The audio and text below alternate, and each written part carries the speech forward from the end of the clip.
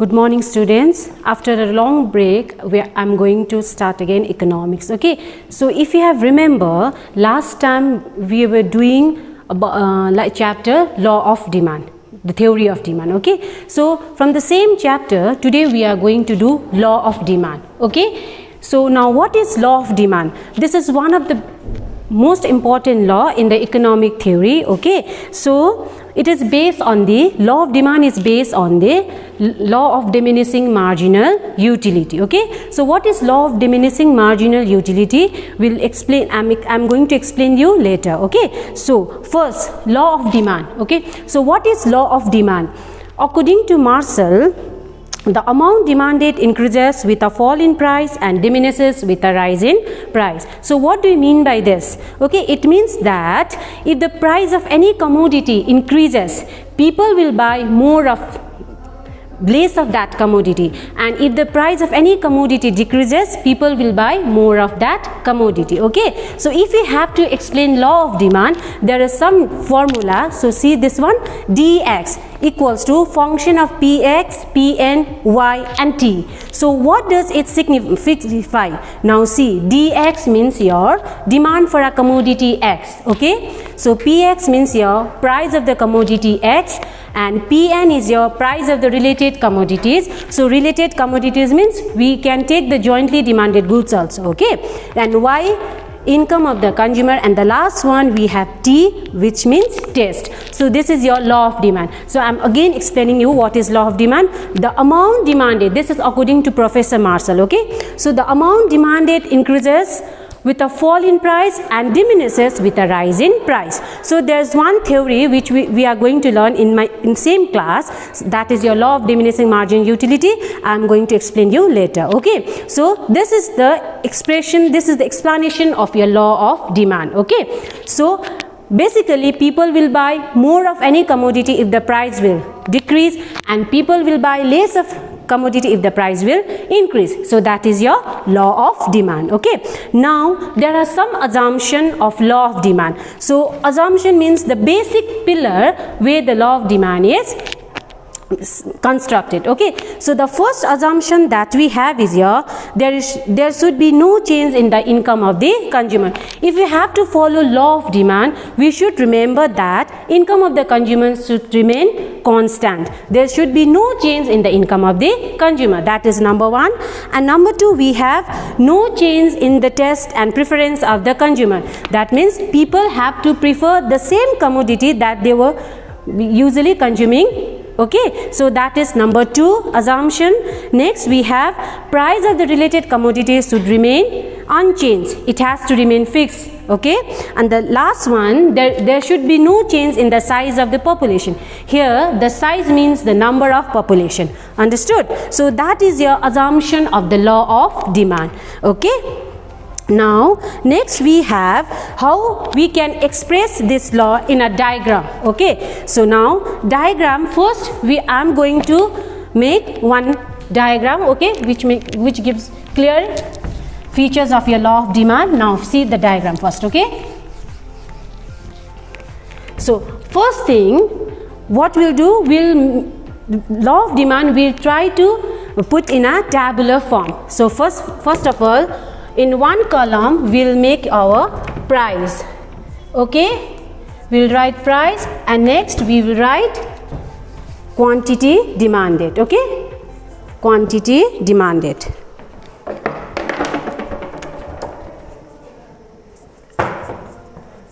So this is, we are going to explain law of demand in a tabular form. The first one we have, the first column we represent price, and the next we will represent quantity demanded. Okay, so quantity demanded.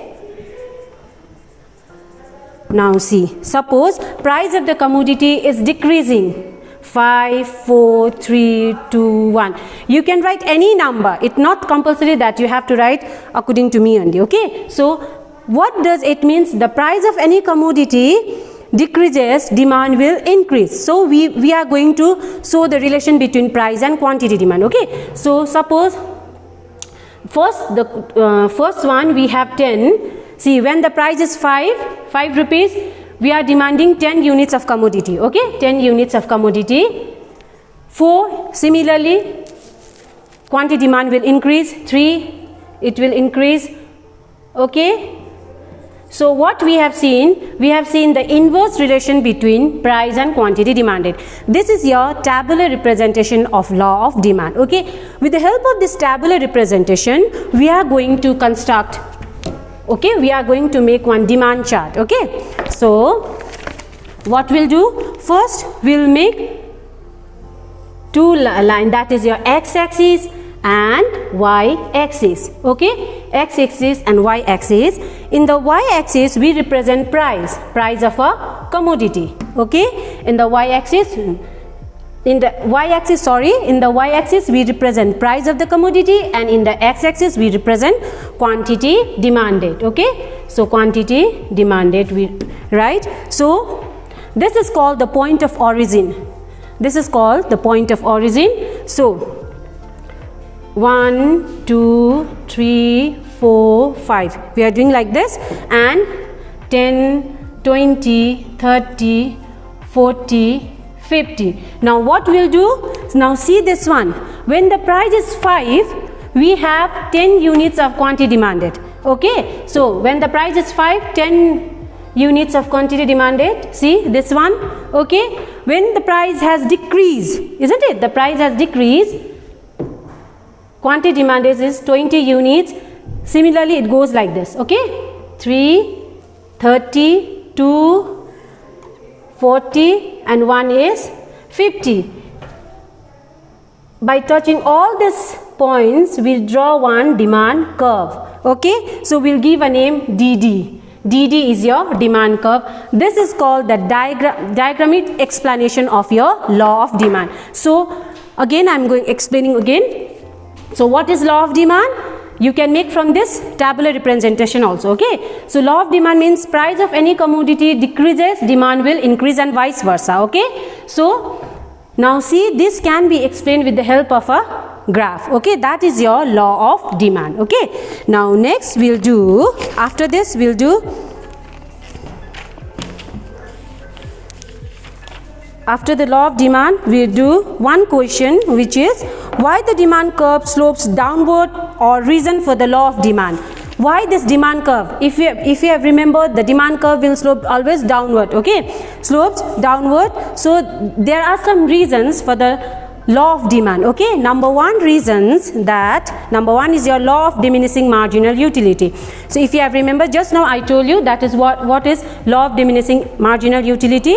Now I have told you law of demand is based on law of diminishing marginal utility. Now what does it mean? So the law of diminishing marginal utility, it says that as you consume more and more units of a commodity, the utility that you derive from each successive unit goes on decreasing. Okay, it means that as the price of the commodity falls, consumer purchases more of that commodity, so that its marginal utility from the commodity falls to be equal to the reduced price, and vice versa. Okay, that is your law of diminishing marginal utility. When we consume more and more unit of a commodity, the utility that we derive from each successive unit goes on decreasing. Okay, so what we do, the consumer purchase more of that commodity. Okay, and at the last what will happen?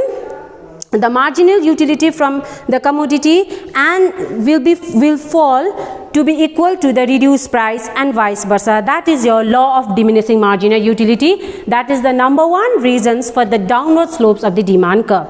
Next we have substitution effect. Now substitution effect is another factor that will make the demand curve down. That is substitution. Now first thing you should remember, what is substitute goods. Substitute goods are those goods which can be used in place of other. Say for example tea and coffee. So if the price of tea increases, the demand for coffee will be more. So and vice versa. For example, if most of the people will prefer tea, why? Because the price of the tea is lesser as compared to the coffee. But when the price of tea increases, people will shift to the coffee because the price of the coffee has remained same. Okay, so number two, that is your substitution effect. Now next come your income effect. income effect is here. Another reason for the downward slopes of the demand curve is the income effect. As the price of the commodity falls, the real income of the consumer increases. Now, this is third reason for the downward slopes of the demand curve. Now here the question comes, what is real income? Real income is that income which can be measured in terms of goods and commodity. Okay, for example, suppose a consumer has 100 rupees in his pocket and he wants to buy 1 kg of apple. Okay, so when he goes to the market, he got apple in 1 kg. Okay, he can buy with the fixed amount, he can buy 1 kg of apple. Okay, so next time again he wants to buy 1 kg of apple with the same amount, and what he has seen, he saw that the price of the apple has reduced. It has become to 80 rupees per kg. So what will happen? He will be like, with the 80 rupees he can buy the same amount, 1 kg of apple, but he has more money, that is 20 rupees left in his hand. So with that 20 rupees he can buy more of an apple, or he can buy some other commodity. That 20 rupees is particularly called your real income. So it makes this is the income effect which makes the demand curve downward to the right. Okay, next we have new consumer. Now what is new consumer means? When the price of any commodity falls, okay, many other consumer who are not consuming the same commodity, they can consume the commodity because of the fall in price. Okay, so in that case the number of consumer will increase. Okay, that is your new consumer. Next we have several uses. Some commodity can be put to several uses, which leads to downward slope of the demand curve. When the price of such commodities goes up, they will be used for important purposes, so their demand will be limited. For example, when the price of coal falls, okay, when the price of coals fall, it can be used as a domestic purposes and for the industrial purposes. So that comes your several uses. The last reason for the downward slopes of the demand curve is your psychological effect. Now what is psychological effect is here? When the price of any commodity falls, okay, people will have, like, they will be in favor of buying more of that commodity. Okay, that comes in their mind automatically. Okay, so if the price of any commodity falls, what we'll do, we try to buy more of that commodity. Okay, we use more of that commodity. That comes your psychological effect. Okay, so that is all about your law of demand. The first one, that is what is law of demand, I have explained you. Okay, that is given by Professor Marshall. The amount demanded increases with the fall in price and diminishes with the rise in price. That we have done. And the law of demand, we have done assumption of law of demand. Okay, and the representation of law of demand with the help of tabular form and in a graphical form. So that is all about your law of demand. And the next point that we have done today is your reason for the downward slopes of the demand curve. Okay, so that is your law of diminishing marginal utility, substitution effect, income effect, new consumers, several uses, and your psychological effect. Okay, so that is all about your law of demand. Now next comes your exception to the law of demand. Now what is exception to the law of demand? Okay, so that we'll do today.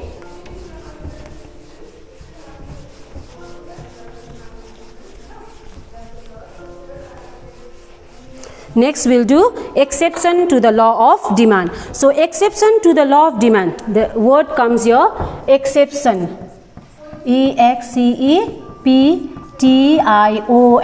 So exception to the law of demand. Exception means here not applicable. Okay, so there are some reasons where the law of demand is not applicable. That point is known as your, okay, exception to the law of demand. The first one, we have war of emergency. Okay, so during the period of war, if there is a fear of shortage, people may start buying for hoarding and building stocks even at high prices. On the other hand, if there is depression, they will be buy less at lower prices. So war of emergency is here. So if for example from tomorrow there will be going to have a strike and all, if the people have that kind of fear, okay, that is known as your war of emergency. In that case of emergency, people will buy more of that commodity, whatever will be the price of the product. Okay, in that case also your law of demand does not applicable. Okay, and the next we have this is your necessities of life. So necessities of life means, in case of necessities of life, like for example wheat, rice, clothes, people will purchase more of that commodity, whatever will be the price. If the price of the basic things, like for example food, cloth, okay, food, cloth, that times we won't see the price, because we have to consume, because we have to live our life, isn't it? So in that case, whatever will be the price, people will buy that commodity. Okay, that comes your necessities of life, because we have to consume, whatever will be the price, we have to eat the commodity, okay, things, so to live the life. Okay, so next we have ignorance. Ignorance means sometimes people buy more of a commodity at a higher price out of the ignorance. Okay, so what sometimes we'll go for the quality of the product. Okay, when we go for the quality of the product, that time we won't see the price. Okay, we just ignore the price of the product and we'll purchase the commodity in a lesser quantity, but will consume that commodity. That is also called your ignorance, and in that case also your law of demand is not applicable. That is called your exception to the law of demand. Okay, so ignorance, and so that is all about your exception to the law of demand. Okay, so this much for today. Thank you so much. Okay.